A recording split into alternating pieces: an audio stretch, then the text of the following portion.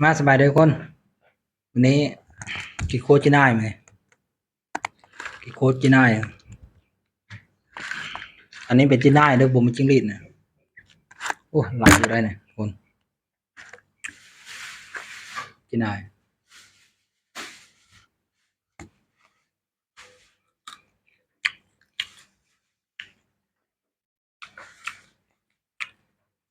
โอ้แซ่บเลยควรอยากจำแจว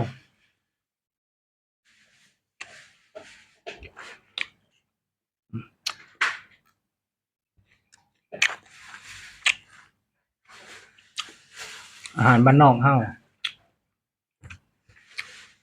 จีน่ายจิ้งหรีดต่างหากเด้อจิ้งหรีดตัวน้อยกว่านี้แล้วก็สีดำแล้วจีน่ายไม่เป็น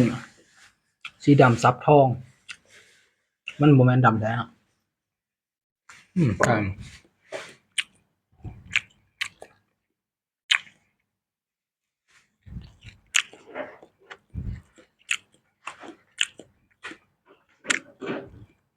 ไม่หมดเลย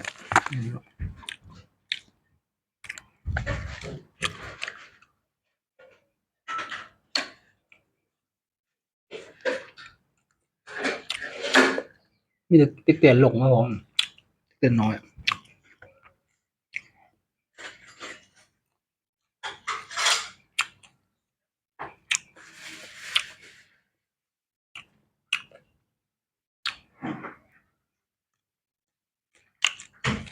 ใช่แกงหน่อไม้แซ่บแล้วโคตรยังไง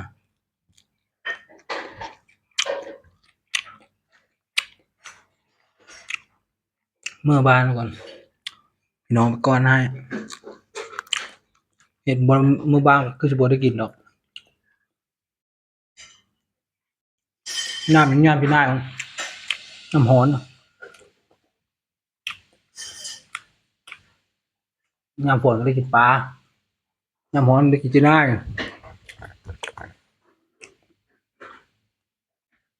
ยามหนาวก็ไปกินนกกินหนูหาคนบ้านนอกจังซี่แหละเอาหยังล่ะกับชีวิต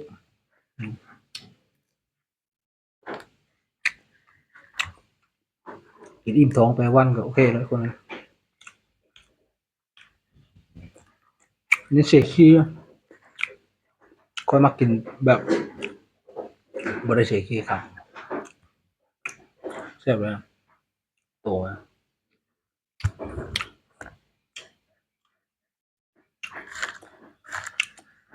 บ้านนอกบ้านนาการคุยกันยากกินแซ่บเอาบ่ได้ซื้อไปอยู่ในเมืองหรือว่าซื้อหมดก่อนปานแนว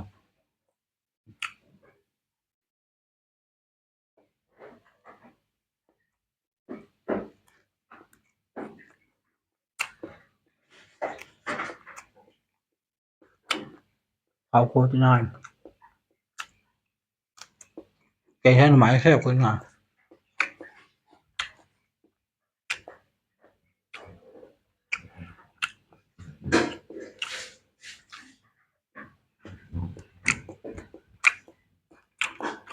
ไปย่างเมืองบ้านได้สวนทุกคนเมื่อกี้โคตรนาย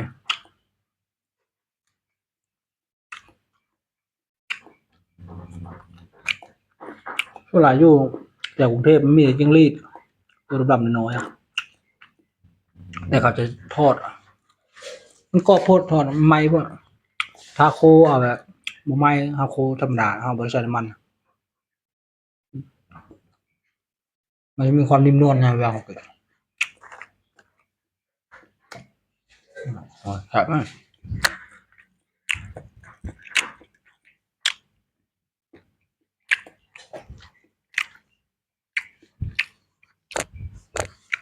จำเป็นก็มันหลักๆความแซ่บของนายคือมันอ๋อกินแกมลาวแซ่บอ่ะแกมลาวแกมเบียร์เนาะหลายๆคนกินข้าวก็แซ่บพี่นายเฮ็ดได้ก็แซ่บนะคนมักทุกเจ้า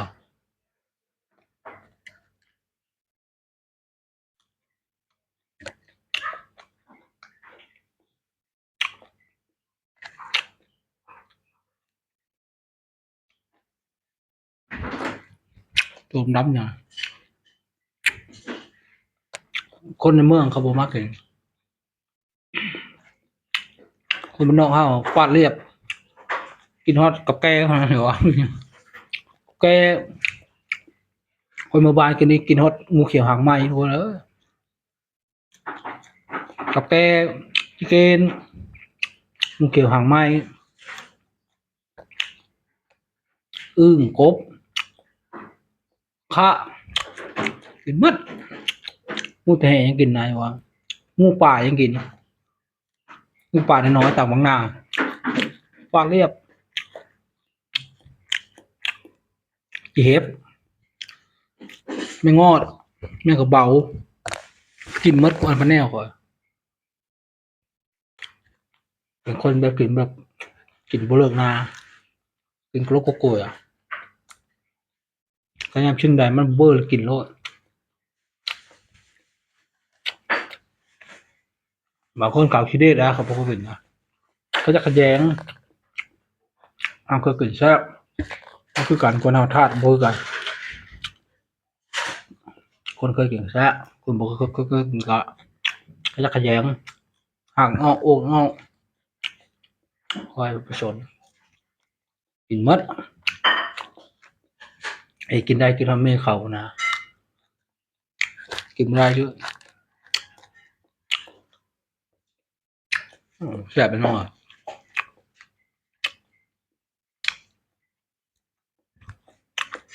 ในรอบ3 ปีก็คอยได้กินจีน่าบุญปะมันนี่ไม่บุญปะไม่งาน3 ปีอาได้กินมื้อนี้แหละกลับมาว่านนี้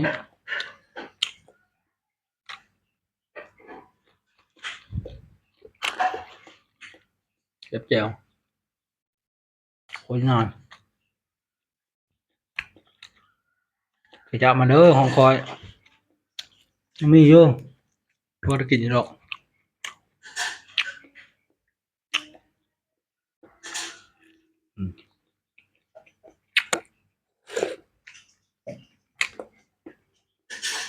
มือบานเดี๋ยวสิกินงูเขียวหางไหมเพื่อนคนไปกันนี่วัดไปดงวัดลืมเอามือถือไปนำจันทายกินงูเขียวให้เบิ่งตัวใหญ่ตัวใหญ่ตัวชาวน้ำผาเรียบ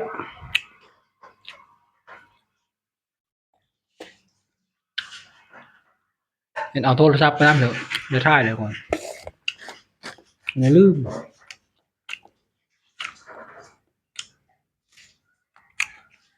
อะไรก็ได้อิ่มแล้ว